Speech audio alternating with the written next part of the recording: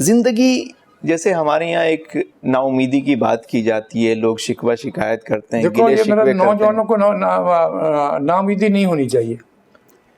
نوجوانوں کو اس بات پہ اسٹرگل کرنی چاہیے کہ یہ جو گورنمنٹیں ہیں یہ قوم کو بکاری، خود بھی بکاری ہیں اور قوم کو بھی بکاری بنانا چاہتے ہیں.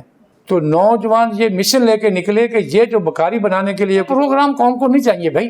قوم کو چاہیے اسی پیسے سے انڈسٹری لگائے اور نوجوانوں کو دے، نوجوان اس میں سے پیسہ بھی کمائے اور گورنمنٹ کو ٹیکس بھی دے، گورنمنٹ کو اسٹیٹ کرے اور خود بھی پیسہ کمائے. اور فارن کنٹری میں ایمبیسڈر کو جن کا ایمبیسڈر کا کام ہے، پاکستان کے جو ایمبیسڈر ہیں وہ تو وہاں کپی لگا کے سو جاتے ہیں بھائی.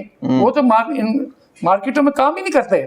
صحیح. یہ گورنمنٹوں کا کام ہے مارکیٹ تلاش کر کے دینا، انڈسٹری اپنے ملک میں لگائے، اور گورنمنٹ کا کام ہے آگے مارکیٹ تلاش کر کے دینا. اور نوجوانوں کو انڈسٹری بنا کے دیں، انڈسٹری وہ چلائیں، اپنا روزگار بھی پیدا کریں اور ملک کو بھی پیدا پہنچائیں. دیکھو بات یہ ہے 72 ارب روپیہ گورنمنٹ رکھتی ہے قوم کو بکاری بنانے کے لیے.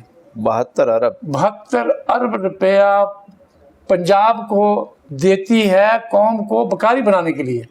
اس میں سے 85% پیسہ جو ہے یہ سیاستدان، بیوروکریٹ، چٹی دلال یہ کھا جاتے ہیں، اور 15% عوام کو دیتے ہیں بکاری بنانے کے لیے. باقی یہ سارے کے سارے کھا جاتے ہیں.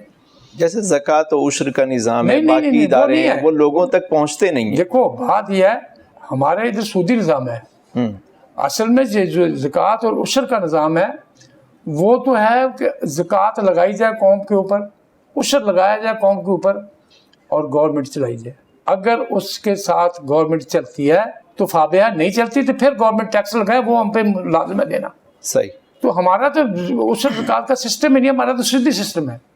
ہم نے تو اس کے مطابق ہم زکوٰۃ اور عشر جو ہے ٹیکس بھی دیتے ہیں، اور زکوٰۃ اور عشر ایکسٹرا دیتے ہیں اللہ کو راضی کرنے کے لیے. اللہ کا نظام ہے زکوٰۃ اور عشر. ہم زکوٰۃ بھی دیتے ہیں، عشر بھی دیتے ہیں اور گورنمنٹ کا ٹیکس بھی دیتے ہیں. تینوں چیزیں دیتے ہیں. تینوں الحمدللہ تینوں دیتے ہیں. نوجوان یہ کہتے ہیں حاجی صاحب مواقع نہیں ہے، وہ یہ کہتے ہیں کہ ہمیں موقع نہیں ملتا کام کرنے کا. آپ نے بھی اسی ماحول میں رہ کر آج 91 سے 2021 یہ 30 سال کا 3 دہائیوں پر مشتمل آپ کا جو ہے وہ سفر ہے، تو آپ نے بھی تو مشکلات جھیلی ہیں، انہی مسائل سے آپ بھی نکلے ہیں. تو وہ کون سی بات ہے جو نوجوانوں کو آپ بتانا چاہیں گے کہ بھائی مشکلات آئیں گی، رکاوٹوں سے نکلنا کیسے ہے، ذرا یہ بتائیں آپ. دیکھو مشکلات میں سے مشکلات تو آتی ہے جب ہم نے زیرو سے محنت پہ سٹینڈ دیا ہے، اور الحمدللہ آج ہم 35 ملکوں میں بزنس کر رہے ہیں. تو مشکلات سے نکل کے اس اسٹیج پر پہنچے نا. آج کل کے جو نوجوان ہیں وہ جھٹکے والا مال تلاش کرتے ہیں کہ راتوں رات امیر کیسے ہونا ہے. ان کا یہ مائنڈ ہی نہیں ہے کہ ہم نے محنت کرنی ہے اور محنت کر کے آگے نکلنا ہے. ان کا مائنڈ ہے کہ راتوں رات ہم نے امیر کیسے ہونا ہے. تو راتوں رات کیسے ہو سکتے ہیں؟ ہاں راتوں رات تو پھر جھٹکے کا مال ہی تلاش کریں گے نا. صحیح.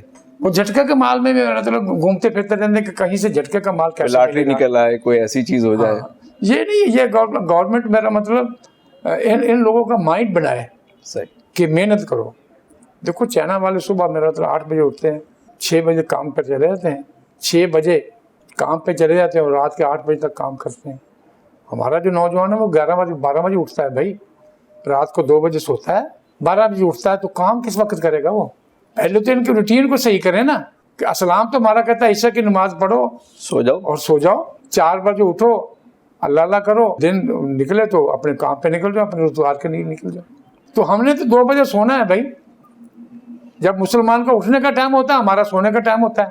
تو کیسا سیدھا ہوگا کام؟ اونیسٹی کے ساتھ محنت کریں، محنت کر کے کمائیں اور اللہ کے راستے بھی دیں تاکہ 10 گنا آپ کا دنیا میں بڑے کام.